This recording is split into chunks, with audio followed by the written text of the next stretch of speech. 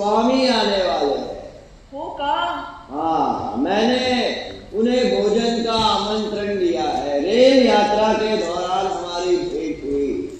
आप उनके भोजन का प्रबंध कीजिए। बराबर।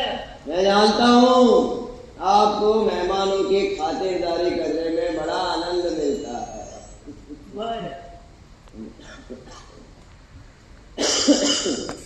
आइए आइए स्वामी जी, आइए।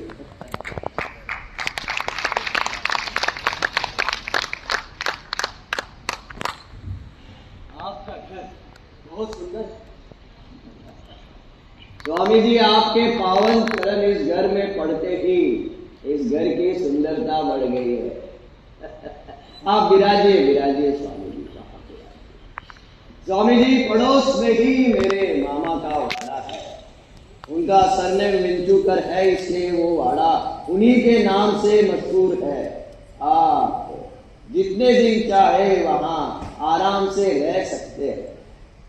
सन्यासी के जीवन में आराम था और जिनके जीवन में आराम वो सन्यासी। बहुत खूब कहा आपने। आज पुणे के डेक्कन क्लब मेरा कार्यक्रम, उसके बाद मुझे आगे के लिए निकलना है। स्वामी जी, आप एक सन्यासी के साथ साथ समाज सुधारक भी है। मैंने आपके कई लेख पढ़े हैं। आप किसी की निंदा भी नहीं करते। जी बिल्कुल, हमें किसी की निंदा करनी ही नहीं चाहिए। मेरा तो ये मानना है कि जहां तक हो हमें दूसरों के लिए, उनके लिए मदद करनी चाहिए, उनकी सहायता करनी चाहिए। अगर किसी कारणवश आप दूसरों की सहायता नहीं कर पा रहे हैं तो कोई बात नहीं, उनसे माफी मांगिए, उन्हें आशीर्वाद दीजिए और उन्हें उनके मार्ग पर जाने दीजिए। यही दुनिया की रीत। यहाँ पर आप जब तक दूसरों पर उपकार करते रहे तब तक तो सब ठीक है, लेकिन जैसे ही आप इस कार्य को करना बंद कर देंगे, वे क्षण भर भी नहीं लगाएंगे आपको दोषी ठहराने। इसी कारण अक्सर मुझ जैसे भावुक व्यक्ति अपने सगे संबंधियों द्वारा ठगे जाते हैं। स्वामी जी, आपकी बातें मनुष्य जीवन का सार है। यात्रा के दौरान तो आपके बारे में जानने का एक अवसर नहीं मिला। आप अपने बारे में कुछ बताइए। अवश्य अवश्य। स्वामी जी, अगर मैं इस स्वतंत्रता संग्राम में शामिल ना होता तो मैंने भी अपने दादाजी की तरह संन्यास ले लिया होता। मेरा जन्म जिस इस पावन वंश में हुआ उसका एक गौरवशाली इतिहास है। मेरे पिताजी गंगाधर शास्त्री पेशे से अध्यापक थे। मेरी माँ पार्वती बाई ने 3 कन्याओं के बाद मुझे पाया और मेरा नाम रखा गया केशव, क्योंकि यही मेरे दादाजी का नाम था। सब मुझे प्यार से भाड़ू कहते थे। स्वामी जी, बचपन में ही मुझे भारतीय सभ्यता और संस्कृति की शिक्षा प्राप्त हो चुकी थी। आपकी प्रारंभिक शिक्षा कहाँ से हुई? जी, रत्नागिरी से। फिर पिताजी का तबादला पुणे शहर में हो गया और हम वहीं बस गए। माँ का देहांत तो बचपन में ही हो गया, मगर पिताजी का कदम कदम पर साथ रहा।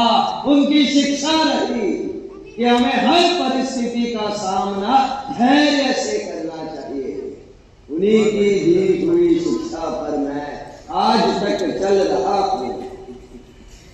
तिलक जी, भगवत गीता से आपका प्रथम परिचय कब?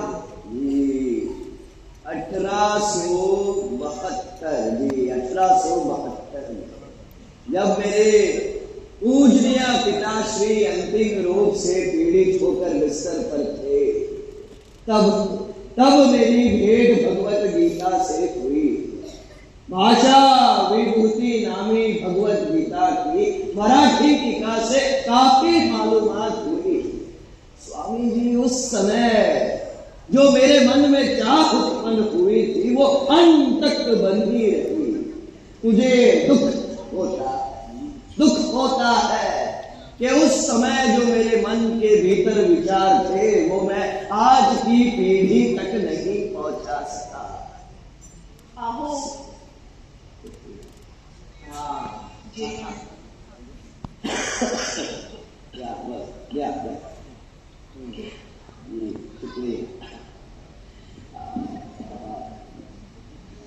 स्वामी जी आप भोजन ग्रहण।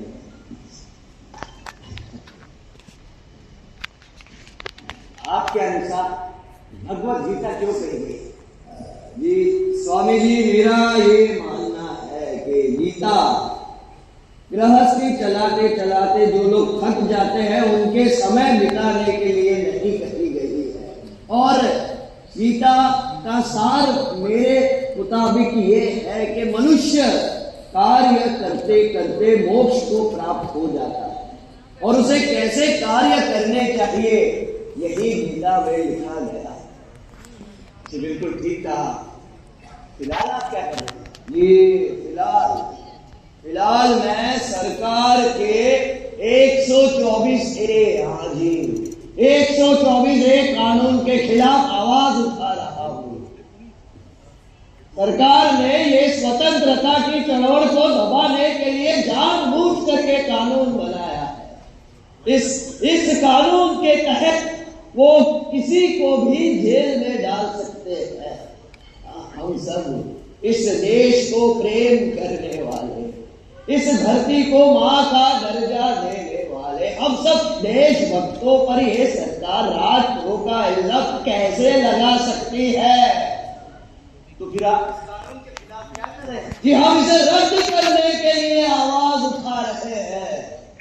अगर ऐसा नहीं हुआ तो हमारी आने वाली पीढ़ी को भी इसके परिणाम भुगतने पड़ेंगे। शायद गोखले जी के खिलाफ भी इसी काले कानून का प्रयोग किया गया है। ये आप बिल्कुल सही कहें। इस काले कानून की तलवार हम सब पर लटक रही है।